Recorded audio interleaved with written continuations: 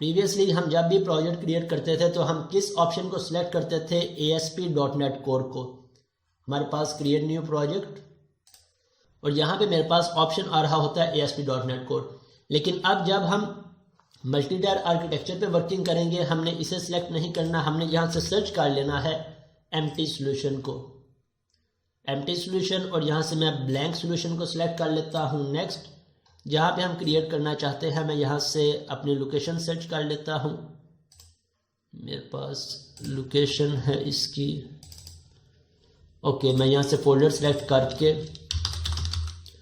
और यहाँ से इसका नेम रख लेता हूँ मल्टी लेयर प्रोजेक्ट और क्रिएट पे क्लिक कर दिया। तो अब मेरे लिए सिर्फ एक ब्लैंक सॉल्यूशन क्रिएट हो जाएगा जिसमें कोई भी प्रोजेक्ट ऐड नहीं है।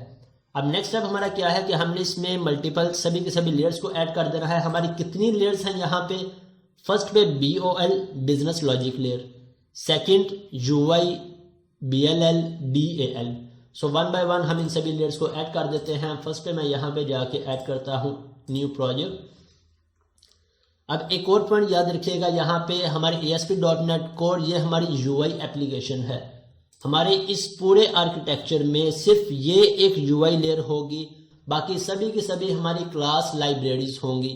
BOL भी क्लास लाइब्रेरी होगी, BLL भी और DAL भी।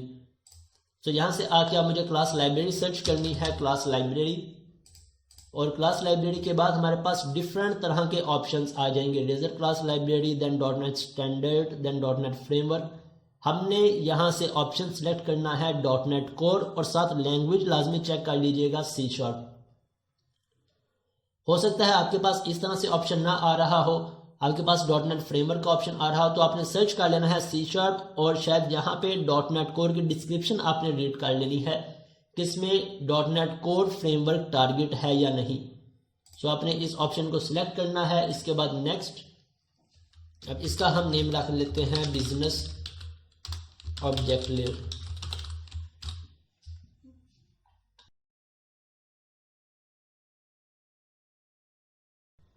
ओके, मेरे पास ये लेयर ऐड हो गई जिसके अंदर सिर्फ एक क्लास है, मैं इसे रिमूव कर देता हूँ। अगर मैं अपने फोल्डर में आता हूँ तो यहाँ से मेरे पास ये मेरा प्रोजेक्ट मैंने ऐड किया मल्टी टायर आर्किटेक्चर, और इसके अंदर ये मेरा ब्लैंक सॉल्यूशन और ये एक लेयर ऐड हो गई बिजनेस ऑब्जेक्ट लेयर। इसके बाद नेक्स्ट हम इसमें ऐड कर लेते हैं सॉल्यूशन पे मैं राइट क्लिक करता हूँ, ऐड, और अगेन मैं यहाँ से क्लास लाइब्रेरी को सर्च कर लेता हूँ। अगर आपने एक दफ़ा कोई भी टेम्पलेट यहाँ से सिलेक्ट किया है तो आपके लेफ्ट साइड पे वो सभी टेम्पलेट्स आ जाएंगे। तो यहाँ से मैंने .NET कोर लाइब्रेरी सेलेक्ट की थी, मैं इस पर डबल क्लिक करता हूँ और यहाँ से इसका नेम रख देता हूँ BLL बिजनेस लॉजिक लेयर और क्रिएट पे क्लिक कर देता हूँ। तो अब मेरी ये लेयर यहाँ पे मेरे पास क्रिएट हो गई, सेकंड लेयर ऐड हो गई, और इसके भी मैं क्लास को रिमूव कर देता हूँ, डिलीट क्लास। इसके बाद नेक्स्ट लेयर हमने ऐड करनी है इसमें डाटा एक्सेस लेयर,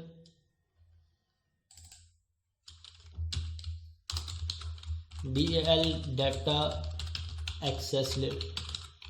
मैं इनकी एब्रीवेशन इसलिए यहाँ पे लिख रहा हूँ ताकि आपको ये याद रह जाए कि DAL का क्या पर्पज़ है, BLL का क्या मीनिंग है, क्या इसकी एब्रीवेशन है, और BOL की क्या एब्रीवेशन है। बहुत सारी एप्लीकेशन में इन लेयर्स के लिए डिफरेंट नेम्स भी यूज़ हो सकते हैं। सो आपकी अगर आपके कॉन्सेप्ट्स क्लियर हैं तो आपको ये पॉइंट्स कभी भी डिस्टर्ब नहीं करेंगे। फॉर एग्जांपल लॉजिक्स के लिए बहुत ज़्यादा हम यूज़ करते हैं सर्विसेज का नेम, कि ये हमारी सर्विसेज की लेयर है। इसी तरह ऑब्जेक्ट्स के लिए हम डोमेन मॉडल्स का लफ्ज़ यूज़ करते हैं। कॉन्सेप्ट सेम है, सिर्फ नेम चेंज है। सो आपको ये चीज़ें डिस्टर्ब नहीं करेंगी अगर आपके कॉन्सेप्ट्स क्लियर हैं। देन डाटा एक्सेस लेयर मैं इसे रिमूव कर देता हूँ। इसके बाद लास्ट प्रोजेक्ट में यहाँ से ऐड कर लेता हूँ न्यू प्रोजेक्ट, और अब मैंने UI प्रोजेक्ट ऐड करना है। सो ASP.NET कोर वेब एप्लीकेशन, और यहाँ से आके इसका मैं नेम रख लेता हूँ यूजर इंटरफेस। क्रिएट पे क्लिक किया, मेरे पास अगेन कुछ ऑप्शंस आ जाएंगे, वहाँ से मैं अपने फ्रेमवर्क को और टेम्पलेट को चूज़ कर लेता हूँ एम्प्टी, और इसे मैं अनचेक करके क्रिएट पे क्लिक कर देता हूँ। हम एम्प्टी टेम्पलेट को चूज़ करते हैं ताकि हम सभी के सभी कॉन्फ़िगरेशन सेटिंग्स स्क्रैच से कर सके, हम देख सके हमारे कौन कौन से स्टेप्स होते हैं। ओके, हमारे सभी के सभी लेयर्स क्रिएट हो गए, यहाँ से 4 लेयर्स आ गए। इसके बाद नेक्स्ट स्टेप हमारा क्या है कि ऐड देयर रेफरेंसेस, कि हमने इन सभी लेयर्स के रेफरेंसेस ऐड करने हैं कि मेरी कौन सी लेयर किस लेयर से इंटरेक्ट करेगी। हमें कैसे पता लगेगा कि किस लेयर का रेफरेंस किस लेयर में हमने ऐड करना है। हमारी डायग्राम ईच एंड एवरीथिंग हमें एक्सप्लेन करेगी। फॉर एग्जांपल अगर मैं DAL से स्टार्ट करता हूँ, सो DAL मेरी किस लेयर से इंटरेक्ट कर रही है। DL एक मेरी इंटरेक्शन कर रही है डेटाबेस से। अब डेटाबेस की तो लेयर हमारे पास नहीं है, हम डेटाबेस को छोड़ देते हैं। हमारे पास सेकंड इंटरेक्शन कर रही है BLL से। इट मीन्स DAL का रेफरेंस किससे बनेगा, BLL से। और इसके अलावा DL और इंटरेक्शन किससे कर रही है, BOL से, बिजनेस ऑब्जेक्ट लेयर से। इसी तरह अगर मैं BLL में आ जाता हूं तो BLL मेरे किस किस लेयर से इंटरेक्शन कर रही है। सबसे पहले टॉप पे BOL से इंटरेक्शन कर रही है। इट मीन्स एक BLL का रेफरेंस बनेगा BOL से। इसके बाद BLL का रेफरेंस बनेगा UI से, और फिर BLL का रेफरेंस किसके साथ बन जाएगा, DL से। इसी तरह अगर मैं UI पे आ जाता हूं तो UI मेरी इंटरेक्शन कर रही है एक BOL से, इसके बाद BLL से। सो वन बाय वन हम यहाँ से स्टार्ट हो जाएं रेफरेंसेस ऐड करने, या DL से स्टार्ट हो जाएं। हमारा कॉन्सेप्ट क्लियर है, हमें ये पॉइंट कंफ्यूज नहीं करेगा। सो मैं UI पे आ जाता हूँ। फर्स्ट UI का रेफरेंस किस किस के साथ ऐड करना है, BOL और BLL। सो यहाँ से आके UI, इस पे राइट क्लिक किया UI लेयर पे, देन ऐड, और यहाँ पे हमारे पास ऑप्शन आ गया प्रोजेक्ट रेफरेंसेस का। मैं इस पे क्लिक कर देता हूँ। अब इसका रेफरेंस किस किस लेयर से ऐड करना है, BOL और BLL। सो यहाँ से इन दोनों लेयर्स को सिलेक्ट किया मैंने और ओके पे क्लिक कर दिया, तो इन दोनों प्रोजेक्ट्स का रेफरेंसेस ऐड हो जाएगा। अगर मैं इसे एक्सपेंड करता हूँ डिपेंडेंसीज को, तो यहाँ से हमारे पास 3 ऑप्शंस हैं, एनालाइजर, फ्रेमवर्क और प्रोजेक्ट्स। तो मैं प्रोजेक्ट्स को एक्सपेंड करता हूँ तो इन दोनों लेयर्स का रेफरेंस यहाँ पे मेरे पास आ चुका है। अब नेक्स्ट फर्दर BLL का। सो BLL का रेफरेंस सबसे पहले UI के साथ। सो मैं यहाँ से आ जाता हूँ BLL, अगेन इस पर राइट क्लिक किया, ऐड प्रोजेक्ट रेफरेंस, और मैं इसका रेफरेंस ऐड करता हूँ UI के साथ। ओके पे क्लिक किया, मेरे पास एक एरर आ गया कि reference could not be added, adding this project as a reference would cause a circular dependency. अब ये पॉइंट हमने समझना है कि हम BLL का UI से रेफरेंस क्रिएट कर रहे हैं तो हमारे पास एरर आ रहा है सर्कुलर डिपेंडेंसी का। क्यों? क्योंकि ऑलरेडी हम यहाँ पे UI और BLL का रेफरेंस ऐड कर चुके हैं। अब अगर मैं दोबारा से BLL, मैंने पहले रेफरेंस ऐड किया UI से BLL का, अब दोबारा BLL का UI से क्रिएट करूंगा तो मेरे पास सर्कुलर डिपेंडेंसी का एरर आ रहा है कि इनका रेफरेंस ऑलरेडी ऐड है, दोबारा से ऐड नहीं हो सकता। सो हम इसे सिंपल ओके कर देते हैं और बाकी की लेयर्स का रेफरेंस ऐड कर देते हैं, एक BOL और फिर DAL। सो यहाँ से BOL बिजनेस ऑब्जेक्ट्स लेयर और डाटा एक्सेस लेयर, ओके पे क्लिक कर दिया, मेरे पास इन दोनों के रेफरेंसेस यहाँ से ऐड हो गए। अब लास्ट पे डाटा एक्सेस लेयर। अब इसका रेफरेंस मुझे किस किस के साथ ऐड करना है, एक BOL, और अब अगर अगेन मैं DAL और BLL का रेफरेंस ऐड करूंगा तो मेरे पास सर्कुलर डिपेंडेंसी का एरर आ जाएगा। सो मैं इसका रेफरेंस ऐड नहीं करता बल्कि डायरेक्ट यहाँ पे इसका रेफरेंस ऐड कर देता हूँ BOL बिजनेस ऑब्जेक्ट लेयर के साथ। ओके, सभी के रेफरेंसेस ऐड हो गए। एक दफ़ा सॉल्यूशन पे राइट क्लिक किया, रीबिल्ड कर लेते हैं ताकि अगर कोई एरर हो तो हमें नज़र आ जाए, हम उसे फिक्स कर लें। अदरवाइज फिर हम इसे फर्दर कंटिन्यू करते हैं। ओके, मेरे पास कोई एरर नहीं है, बिल्ड ऑल सक्सीड आ गया। अब फर्दर आ जाते हैं। नेक्स्ट स्टेप हमारा क्या है, नेक्स्ट हमने मॉडल्स ऐड करने हैं BOL में। सो मैं BOL में आ जाता हूं। अब BOL हमारी रिप्रेजेंट कर रही है बिजनेस ऑब्जेक्ट्स को। हमारे जितने भी ऑब्जेक्ट्स होंगे, मींस डेटाबेस के जितने भी मॉडल्स होंगे, हम सिर्फ इस लेयर में ऐड करेंगे, ना कि किसी और लेयर में। सो मैं यहां से आके इसमें ऑब्जेक्ट ऐड कर लेता हूं, ऐड और क्लास। मैं सिंपल यहां से ऐड करता हूं कैटेगरी की क्लास को, कैटेगरीज, और कैटेगरीज के मैं 2 कॉलम्स ऐड कर लेता हूं,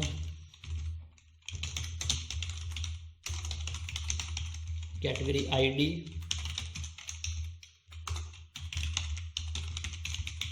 और एक नेम। और यहाँ से इसे मैं प्राइमरी की डिक्लेयर कर देता हूँ। ये मेरे पास प्राइमरी की है। मॉडल ऐड करने के बाद नेक्स्ट हमारा क्या स्टेप है, हमने डीबी कॉन्टेक्स्ट ऐड करनी है DAL में, ताकि हम इस मॉडल को डेटाबेस के अंदर ऐड करवा सके। सो हमें पता है कि जब भी हमने डेटाबेस के साथ वर्किंग करनी है तो हमने कुछ रेफरेंसेस को ऐड करना है। कौन से रेफरेंसेस को? एंट्री फ्रेमवर्क के रेफरेंसेस को। अब किस लेयर में ऐड करना है? जिस लेयर में हमने डीबी कॉन्टेक्स्ट को ऐड करना है उसी लेयर में हमने इन सब रेफरेंसेस को ऐड करना है। तो मैं यहाँ से टूल्स में आ जाता हूँ और पहले इन रेफरेंसेस को ऐड कर लेता हूँ। न्यूगेट पैकेज मैनेजर से देन ब्राउज, यहाँ से हम सर्च कर लेते हैं entry framework core. First reference या फर्स्ट पैकेज हमने ऐड करना है एंट्री फ्रेमवर्क कोर का, और यहाँ से जाके कोर को सिलेक्ट किया। और अब किस प्रोजेक्ट में ऐड करना है? DAL में, डाटा एक्सेस लेयर में। और इसका कौन सा वर्जन? आई होप सो कि अब आपको ये पॉइंट भी क्लियर होगा। अगर मैं लेटेस्ट करूँगा मेरे पास एरर आ जाएगा। क्यों? क्योंकि ये .NET 6 के साथ सपोर्टिव है। सो हम यूज़ कर रहे हैं .NET 3.1, तो इसके साथ हम यूज़ करते हैं 5.0.12 और इंस्टॉल पे क्लिक किया। ये मेरे पास एक पैकेज ऐड हो जाए। इसके बाद बाकी के 2-3 और पैकेजेस हमने ऐड करने हैं। नेक्स्ट हमने ऐड करना है डिज़ाइन, फिर SQL server and then tools. So SQL server again यहाँ से अपनी लेयर सेलेक्ट की, यहाँ से इसका वर्जन सेलेक्ट किया और इसे इंस्टॉल कर देते हैं। ओके, डिज़ाइन के बाद SQL सर्वर,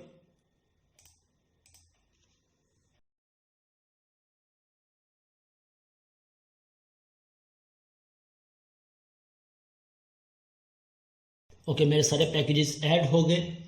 मैं यहाँ से इस लेयर को रीबिल्ड कर लेता हूँ एक दफ़ा। ओके, रीबिल्ड सक्सेड हो गया मेरे पास। अब मैं फर्दर इसमें क्या ऐड कर सकता हूँ? डीबी कॉन्टेक्स्ट को और अपनी कनेक्शन स्ट्रिंग को। सो इस पर राइट क्लिक किया, ऐड, और हम इसमें क्लास ऐड कर लेते हैं डीबी कॉन्टेक्स्ट की। हम कोई भी उसका नेम दे दें, कोई एक नेम स्टैंडर्ड के तौर पे हम रख लेंगे, लेकिन पोस्ट फिक्स डीबी कॉन्टेक्स्ट लाजमी होना चाहिए। सो हम ऐप डीबी कॉन्टेक्स्ट रख लें या माई डीबी कॉन्टेक्स्ट रख लें, कोई भी नेम रखना चाहे रख लें। मैं यहाँ पे नेम यूज़ कर लेता हूँ ऐप डीबी कॉन्टेक्स्ट और ऐड कर दिया। अब आई होप सो कि आपको ये सभी स्टेप्स याद होंगे जो हम इम्प्लीमेंट करते थे। हमने इसे इनहेरिट करवा लेना है डीबी कॉन्टेक्स्ट से। इसके बाद यहाँ पे आके हम ओवरराइड करते थे एक फंक्शन ऑन कॉन्फ़िगर का, और इसमें अपनी कनेक्शन स्ट्रिंग को डिफाइन कर देते थे। और इसके बाद हमने यहाँ पे डीबी सेट ऐड करना होता है, किसका? जिस भी मॉडल को हम डेटाबेस में ऐड करवाना चाहें, हम यहाँ पे उस मॉडल का डीबी सेट ऐड कर लेते हैं। अब मेरे पास कैटेगरीज, मेरे पास रेफरेंस ऐड कर लेता हूँ। मैं कंट्रोल डॉट प्रेस करूँगा, मेरे पास इंटेलिजेंस ऑप्शंस आ गए और फर्स्ट ऑप्शन को मैंने सेलेक्ट कर लिया। ये मेरे पास रेफरेंस ऐड हो गया। अब यहाँ से कनेक्शन स्ट्रिंग मैं सेकंड जो लास्ट हम प्रोजेक्ट इंप्लीमेंट कर रहे थे उसी में से कनेक्शन स्ट्रिंग को कॉपी कर लेता हूँ इसके डीबी कॉन्टेक्स्ट में से, और इस कनेक्शन स्ट्रिंग को मैं कॉपी करता हूँ और यहाँ पे आके इसे पेस्ट कर देता हूँ। इसका मैं नेम चेंज कर लेता हूँ, ASP टेस्ट की बजाय ASP मल्टी टायर का इसे नेम दे देते हैं, मल्टी टायर या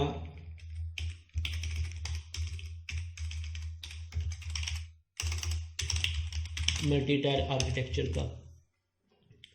अब इसके बाद नेक्स्ट हमारा स्टेप क्या होता था कि हमने मॉडल ऐड किया, मॉडल ऐड करने के बाद डीबी कॉन्टेक्स्ट को ऐड किया, डीबी कॉन्टेक्स्ट के बाद डीबी सेट को रजिस्टर करवा लिया। नेक्स्ट हम इस पर माइग्रेशंस ऐड करते थे ताकि मेरी ये चेंजेस डेटाबेस में रिफ्लेक्ट हो सके। तो अब यहाँ से आके माइग्रेशन ऐड करते हैं। पैकेज मैनेजर कंसोल को ओपन कर लिया मैंने, या फिर आप टूल्स में जाके न्यूगेट पैकेज मैनेजर और यहाँ से कंसोल विंडो को ओपन कर सकते हैं। तो माइग्रेशन की मैं यहाँ पे कमांड लिख देता हूँ ऐड माइग्रेशन, और इसे हम कोई भी नाम दे लें। मैंने इसे नेम दे दिया इनिशियल क्रिएट का। अब देखते हैं मेरे पास माइग्रेशन ऐड होती है या एरर आता है। मेरे पास माइग्रेशन का एरर आ गया। क्या एरर आया? Your startup project BOL does not reference, आगे एंट्री फ्रेमवर्क कोर और फर्दर कुछ डिटेल लिखी है। अब ये पॉइंट इंपॉर्टेंट है हमारे लिए समझने के लिए कि जब भी मैं यहाँ से माइग्रेशन ऐड करूँगा तो मुझे 2 स्टेप्स को इम्प्लीमेंट करना पड़ेगा। फर्स्ट है मेरे पास जहाँ पे आ रहा है योर स्टार्टअप प्रोजेक्ट BOL, कि यहाँ से मेरे पास कोई एक स्टार्टअप प्रोजेक्ट है। कौन सा प्रोजेक्ट मेंशन है यहाँ से BOL। कैसे मुझे पता लगेगा? जो सा प्रोजेक्ट इन सब में बोल्ड होगा, बोल्ड फॉन्ट्स में आ रहा होगा, वो प्रोजेक्ट सेट होगा एज अ स्टार्टअप। लेकिन अब हमने जिस प्रोजेक्ट पे माइग्रेशन अप्लाई करनी है, हमें उस प्रोजेक्ट को as a startup project set करना पड़ेगा। प्रोजेक्ट पे राइट क्लिक किया, then set as a startup project. अब मेरा DAL का प्रोजेक्ट बोल्ड हो गया, मीन्स ये मेरा स्टार्टअप प्रोजेक्ट है। इसके बाद यहाँ से आके भी मुझे अपने स्टार्टअप प्रोजेक्ट को या DAL को सिलेक्ट करना पड़ेगा। अब मैं माइग्रेशन ऐड करूँगा तो होप सो मेरी माइग्रेशन क्रिएट हो जाएगी। मेरी माइग्रेशन क्रिएट हो गई। इसके साथ ही मैं यहाँ पे अपडेट डेटाबेस को यूज़ कर लेता हूँ ताकि मेरी ये चेंजेस डेटाबेस में रिफ्लेक्ट हो सके। अपडेट डेटाबेस, ओके, मेरी ये चेंजेस डेटाबेस में रिफ्लेक्ट होगी। मैं अभी डेटाबेस को ओपन नहीं कर रहा क्योंकि लास्ट क्लासेस के अंदर हम डिटेल में एक एक कॉन्सेप्ट को डिस्कस कर चुके हैं। मेरे पास जहाँ से माइग्रेशन अप्लाई हो गई मीन्स डेटाबेस के अंदर रिफ्लेक्ट हो गई होगी। अब इसके बाद नेक्स्ट हमारा स्टेप क्या है? हमने DL के अंदर अपनी माइग्रेशन तो ऐड कर ली। नेक्स्ट स्टेप हमारा क्या होगा या क्या होना चाहिए? अब हमने BOL ऐड कर ली। अब इस BOL में मीन्स इस ऑब्जेक्ट में जो सा हमने ऐड किया है, फर्स्ट ऑफ ऑल डेटाबेस की लॉजिक्स इंप्लीमेंट करनी है। डेटाबेस की लॉजिक्स के बाद हमने उसके बिजनेस लॉजिक्स इंप्लीमेंट करनी है। बिजनेस लॉजिक्स के बाद हमने उसका UI डिज़ाइन करना है, मीन्स क्रिएट का पेज, अपडेट का पेज, डिलीट के, ये सभी UI के पेजेस को इंप्लीमेंट करना है। सो अब DL में मैं आ जाता हूँ और डाटा एक्सेस लेयर में आके इस पे लॉजिक्स कैसे इंप्लीमेंट करनी है, मैं यहाँ से कैटेगरी DB के नाम की क्लास क्रिएट कर लेता हूँ। अब एक और बात यहाँ पे याद रखिएगा, हम जैसे जैसे इन पॉइंट्स को कवर अप करते जा रहे हैं, हमने इनके कुछ स्टैंडर्ड्स भी सीखने हैं इंप्लीमेंट करने के। डाटा एक्सेस लेयर में हम जोन सी भी क्लास क्रिएट करेंगे, हम उसके लिए नेमिंग कन्वेंशन यूज करेंगे। फर्स्ट पे क्लास नेम और देन DB रिप्रेजेंट करेगी डेटाबेस के कॉन्सेप्ट को कि ये DB क्लास है, इसमें डेटाबेस की लॉजिक है। और जब हम बिजनेस क्लासेस क्रिएट करें तो उसके लिए हम नेमिंग कन्वेंशन यूज करते हैं पोस्टफिक्स पे BS represent to business logic, right. So इन स्टैंडर्ड्स को भी हमने लाजमी इंप्लीमेंट करना है। मेरे पास कैटेगरी DB प्रोडक्ट की क्लास होगी तो प्रोडक्ट DB, मेरे पास यूजर की क्लास होगी तो यूजर DB, मेरे पास डिपार्टमेंट की क्लास होगी तो डिपार्टमेंट DB। अभी मेरे पास कैटेगरी DB है तो मैं यहाँ से कैटेगरी DB लिख लेता हूँ। और इसके अंदर आके अब हमने किस तरह से क्रूड ऑपरेशंस को इंप्लीमेंट करना है। फर्स्ट ऑफ ऑल हम सभी क्रूड ऑपरेशंस की लिस्ट अपने पास बना लें कि कौन कौन से क्रूड ऑपरेशंस होते हैं जो हर एक क्लास पे इंप्लीमेंट होते हैं। इट मीन्स हम यहाँ से कोई एक स्टैंडर्ड क्रिएट कर ले ताकि हम पूरी की पूरी एप्लीकेशन पे उन सभी स्टैंडर्ड्स को ही इंप्लीमेंट किया करें। हमारे पास कैटेगरी DB हो, हम उन्हीं स्टैंडर्ड्स को फॉलो करें। प्रोडक्ट DB हो, हम उन्हीं स्टैंडर्ड्स को फॉलो करें। यूजर DB हो। अब इसका फायदा क्या होगा? एक, हमारी स्पीड इंक्रीज होगी काम करने की। जब एक ही स्टैंडर्ड को हम बार बार इंप्लीमेंट कर रहे होंगे तो हमारे काम की स्पीड, एफिशिएंसी काफी ज्यादा हो जाएगी, राइट। अब यहां से हम अपना कोई स्टैंडर्ड बना ले या हम कोई बनाया पैटर्न इंप्लीमेंट कर ले। अगर हमारे पास कोई ऐसे पैटर्न्स हैं डेटाबेस पे इंप्लीमेंट करने के तो हम उन पैटर्न्स को इंप्लीमेंट कर लें। अगर नहीं है, हम खुद से क्रिएट करना चाहते हैं तो हम खुद से क्रिएट कर लें। हमारे पास डेटाबेस के ऑपरेशंस को परफॉर्म करने के लिए हम पैटर्न यूज करते हैं रेपोजिटरी डिजाइन पैटर्न को। अब रेपोजिटरी से मुराद क्या होता है कि हमारे पास डेटाबेस पे जितने भी ऑपरेशंस परफॉर्म होने हैं हम उन सभी ऑपरेशंस की लिस्ट इंप्लीमेंट कर देते हैं।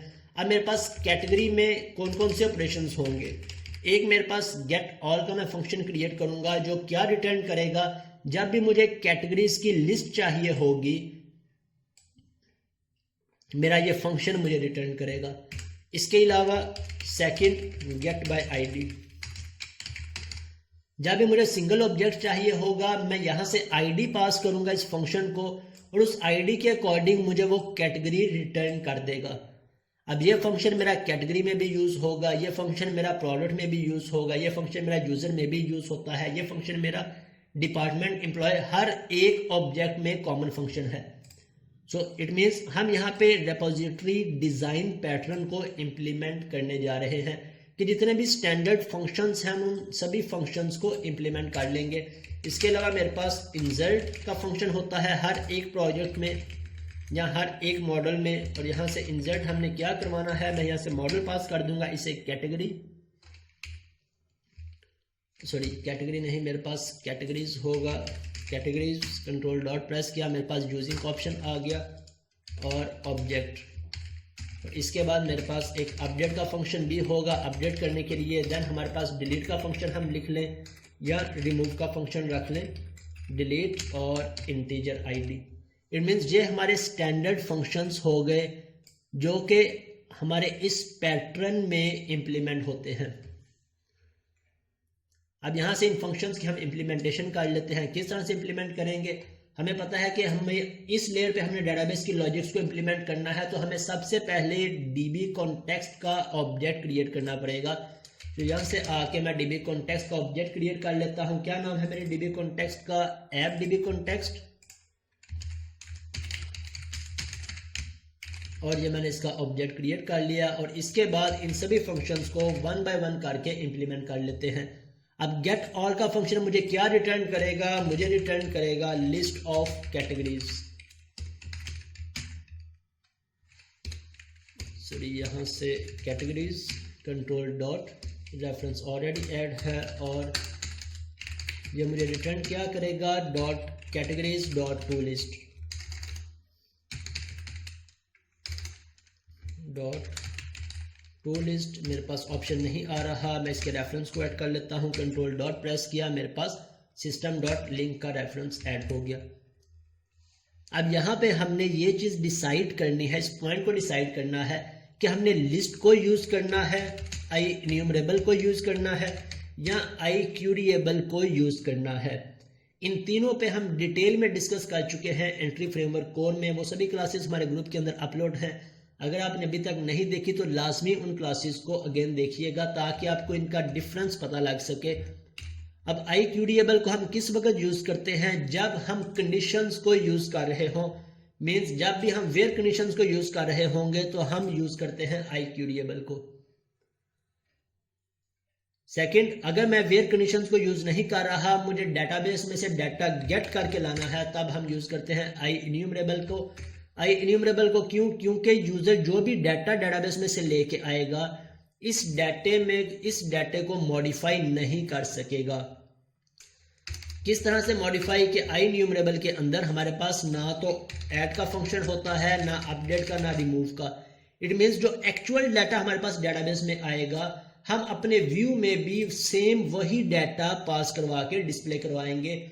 अदरवाइज अगर हम लिस्ट को यूज करेंगे तो लिस्ट को यूज करते हुए यूजर उस लिस्ट में कोई एक ऐड का ऑपरेशन भी परफॉर्म कर सकता है, किसी रिकॉर्ड को अपडेट करना चाहे तो अपडेट भी कर सकता है और रिमूव भी कर सकता है।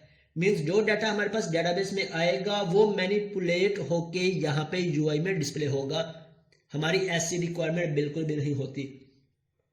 हम नहीं चाहते कि डेटाबेस का डाटा मैनिपुलेट होके हमारे यूआई में आए, इसलिए हम यहाँ पे आई इन्यूमरेबल को ही यूज करते हैं।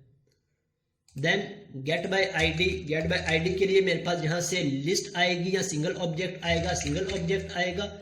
तो यहाँ से मैं इसके लिए रिटर्न करवा देता हूँ context dot category dot find. यहाँ से जो सा भी ऑब्जेक्ट आएगा हम उसे रिटर्न करवा लेंगे। अगर आपको ये स्टेटमेंट इस तरह से समझ ना आ रही हो तो आप इसे दो लाइंस में भी डिवाइड कर सकते हैं। फर्स्ट पे OBJ context dot categories dot find, मैंने यहाँ पे ऑब्जेक्ट फाइंड कर लिया और देन जो सा ऑब्जेक्ट फाइंड किया है उसे हम रिटर्न करवा देंगे। ओके, अब इंसर्ट करवाना है हमने। सो इंसर्ट करवाने के बाद मुझे क्या रिटर्न करवाना है, अगर तो रिकॉर्ड सक्सेसफुली इंसर्ट हो गया है तो मैं यहाँ से ट्रू रिटर्न करवा दूंगा, अदरवाइज फॉल्स रिटर्न करवा दूंगा। So context dot categories dot add and then context dot save changes.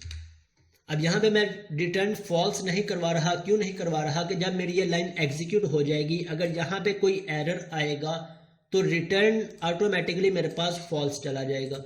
इस लाइन पे अगर कोई एरर आएगा तो मेरे पास रिटर्न फॉल्स हो जाएगा, और अगर इन दोनों लाइंस पे कोई एरर नहीं है तब मेरे पास रिटर्न क्या हो जाएगा, ट्रू हो जाएगा।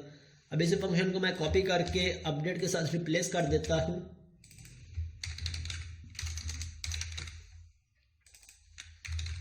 अपडेट, सो अपडेट की फंक्शनैलिटी हो गई। इसी तरह मैं यहाँ पे डिलीट को भी इम्प्लीमेंट कर लेता हूँ। where obj equal to context.categories.find, function find कर लिया। फाइंड करने के बाद हम इसे categories.remove और इस ऑब्जेक्ट को हम रिमूव करवा देते हैं। सो ये हमने इस पे एक स्टैंडर्ड वे के अंदर इंक्लूड ऑपरेशंस को इम्प्लीमेंट कर लिया। अब इस स्टैंडर्ड वे को हम क्या नेम देते हैं? Repository design pattern.